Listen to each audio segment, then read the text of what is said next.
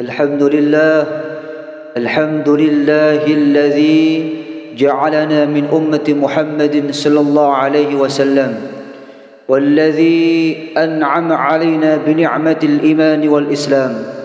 أشهد أن لا إله إلا الله وحده لا شريك له، وأشهد أن سيدنا محمدا عبده ورسوله لا نبي ولا رسول بعده.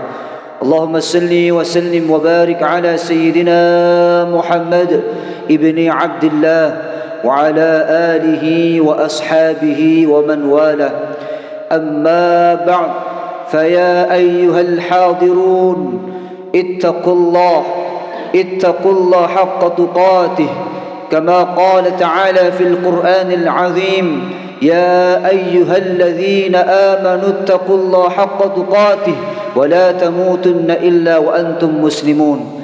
Hadirin jamaah salat Jumat hafizakumullah. Pada kesempatan yang mulia ini, khatib ingin berwasiat kepada diri khatib sendiri dan kepada seluruh jamaah Masjid Nurul Iman.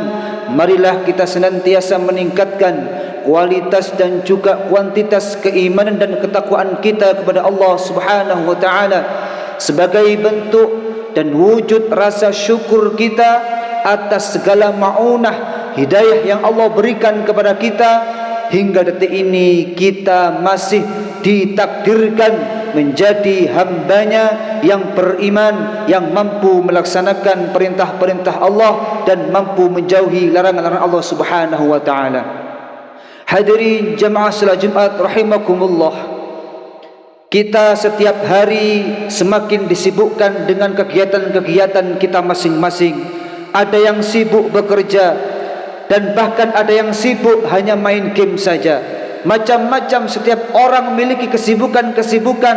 Akan tetapi jangan sampai kesibukan-kesibukan kita itu melupakan hubungan kita dengan Allah Subhanahu wa taala. Allah Subhanahu wa taala telah berfirman di dalam Al-Qur'an surat Asy-Syu'ara ayat 88 dan 89.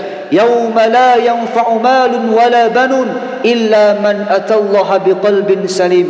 Di mana di hari harta dan anak-anak kita tidak lagi berguna illa man atallaha biqalbin salim, kecuali orang yang datang kepada Allah, orang yang menghadap Allah Subhanahu wa taala dengan hati yang selamat, dengan hati yang suci dan bersih. Maka perhatikan kondisi hati kita. Jika kita terlalu sibuk dengan urusan dunia, kita lupa dengan kondisi hati kita. Akankah hati kita ini sudah bersih dari segala penyakit-penyakit yang menjangkit di dalam hati kita? Seperti halnya takabur, kesombongan, riya, sum'ah, hasud dan penyakit-penyakit hati yang lainnya, yang hal itu memutuskan hubungan kita dengan Allah Subhanahu wa taala.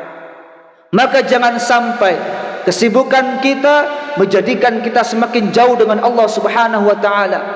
Mari kita gunakan waktu-waktu yang kita miliki untuk senantiasa muhasabatul qalbi, ngecek bagaimana kondisi hati kita dengan Allah Subhanahu wa taala. Akankah selalu sambung dengan Allah Subhanahu wa taala? Akankah sudah salim, sudah bersih dari segala penyakit-penyakit yang mungkin menjangkit di dalam hati kita? Maka salah satu ulama yang bernama Ibnu Athaillah As-Sakandari, beliau menyampaikan di dalam kitabnya yang berjudul Tajul Arus, arba'atun tu'inuka ala jala'i qalbik. Ada 4 hal yang mampu menolong kalian semuanya, yang mampu menolong kula panjenengan sedaya untuk menggapai hati yang selamat, hati yang bersih. Yang pertama yang beliau sampaikan adalah dengan cara kathratul zikri, memperbanyak zikir kepada Allah Subhanahu wa taala. Senantiasa waktu-waktu kita sibukkan dengan memikirkan kekuasaan Allah Subhanahu wa taala. Senantiasa hati kita sambung dengan Allah Subhanahu wa taala. Allah Subhanahu wa taala telah memerintahkan kepada hambanya di dalam Al-Quran surat Al-Ahzab ayat 41, ya ayyuhalladzina amanu dzkurullaha dzikran katsira. Wahai orang-orang yang beriman, uzkurullaha, berzikirlah kepada Allah ingatlah Allah Subhanahu wa taala dzikran katsira, dengan zikir yang sebanyak-banyaknya. Perintah zikir di sini tanpa batas. Allah memerintahkan kepada kita agar kita selalu mengingat Allah tanpa batas. Kapanpun, dimanapun, keadaan seperti apapun, kita harus senantiasa ingat kepada Allah Subhanahu wa ta'ala. Hati kita sambung dengan Allah Subhanahu wa ta'ala. Maka jika kita selalu zikir kepada Allah, insya Allah akan senantiasa membersihkan hati kita dari segala penyakit-penyakit yang mungkin menjangkiti dalam hati kita. Allah juga berfirman dalam Al-Quran surat Al-Jumu'ah ayat 10, "Wadhkurullaha katsira la'allakum tuflihun." Ingatlah Allah dengan sebanyak-banyaknya agar kalian menjadi hamba-hamba yang beruntung. Maka jika kita ingin menjadi hamba yang beruntung, caranya adalah kita senantiasa mengingat Allah Subhanahu wa ta'ala, dengan meminta kepada Allah, dengan berdoa kepada Allah Subhanahu wa ta'ala, dengan membaca Al-Quran, membaca istighfar, membaca kalimat tahlil, tahmid, solawat dan lain sebagainya. Apa yang kita bisa, semata-mata kita niatkan untuk berzikir kepada Allah Subhanahu wa ta'ala.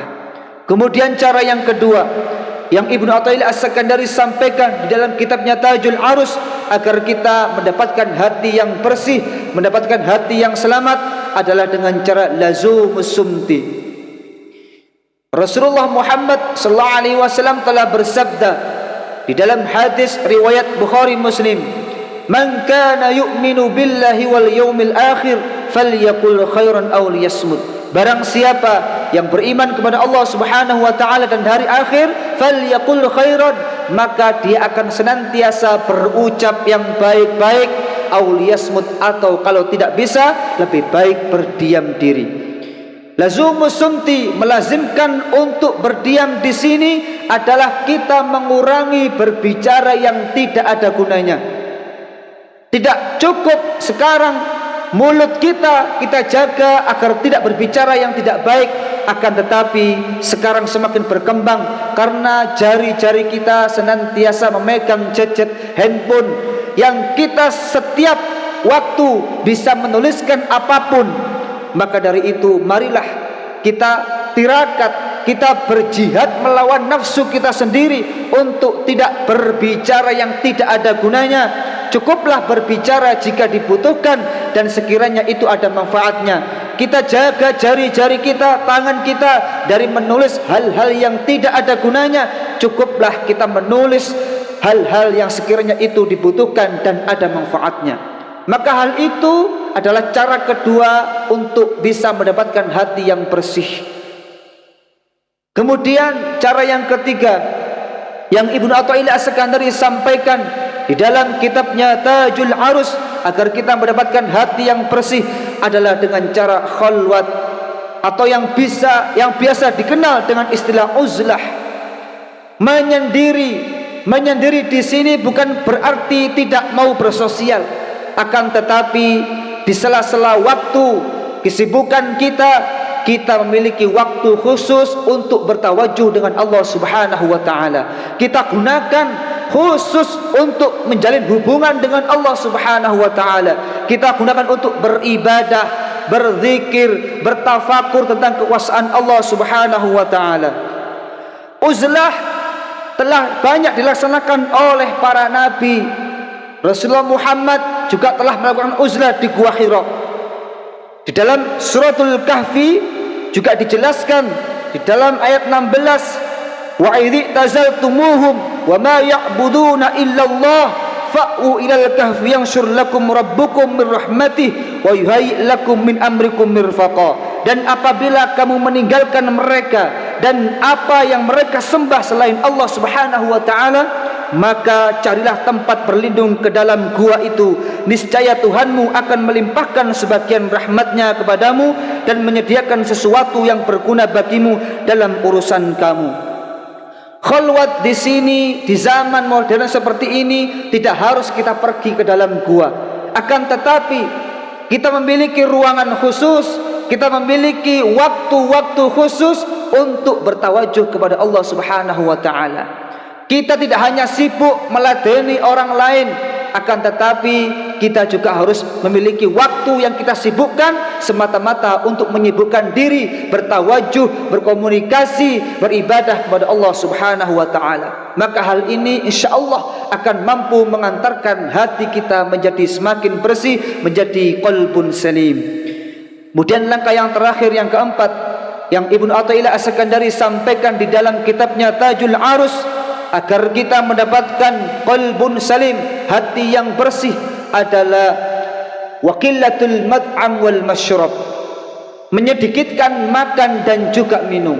Allah Subhanahu wa taala telah berfirman di dalam Al-Qur'an surat Al-A'raf ayat 31, wa kulu washrabu wa la tusrifu innahu la yuhibbul musrifin. Makanlah dan minumlah kalian semuanya, wala tusrifu, dan jangan berlebih-lebihan, sesungguhnya dialah Allah tidak menyukai yang berlebih-lebihan. Perintah untuk mengurangi makan dan minum di sini adalah salah satu cara agar mengantarkan hati kita semakin bersih. Karena dari makan dan minum, dari perut kita, itu menentukan bagaimana kondisi hawa nafsu kita. Maka salah satu rukun Islam yang keempat adalah perintah berpuasa. Semata-mata puasa adalah salah satu cara agar kita mampu mengendalikan hawa nafsu kita, sehingga tidak menjadi nafsu yang liar. Kitalah yang harus mengendalikan nafsu kita, bukan sebaliknya, bukan nafsu yang mengendalikan kita. Maka dari mengurangi makan dan minum, insyaallah akan mengantarkan nafsu kita semakin terarah, semakin terdidik, sehingga mampu diajak beribadah kepada Allah Subhanahu wa taala, mampu diajak untuk senantiasa muhasabatul qalbi, membersihkan hati-hati dari penyakit-penyakit yang menjangkit di dalam hati kita. Mudah-mudahan 4 cara yang telah Ibnu Athaillah As-Sakandari sampaikan di dalam kitabnya Tajul Arus ini mampu kita lakukan, sehingga mampu mengantarkan hati kita menjadi hati yang qalbun salim, menjadi hati yang bersih, yang selamat, sehingga kita nanti kembali kepada Allah Subhanahu wa taala dalam keadaan suci dan menjadi hamba-hamba yang mukminin, yang muttaqin, dan dikumpulkan di surganya Allah Subhanahu wa taala dengan para nabi, dengan para wali. Amin amin ya rabbal alamin. أعوذ بالله من الشيطان الرجيم بسم الله الرحمن الرحيم والعصر إن الإنسان لفي خسر إلا الذين آمنوا وعملوا الصالحات وتواصوا بالحق وتواصوا بالصبر. بارك الله لي ولكم في القرآن العظيم ونفعني وإياكم بما فيه من الآيات وذكر الحكيم وتقبل مني ومنكم تلاوته إنه هو الغفور الرحيم.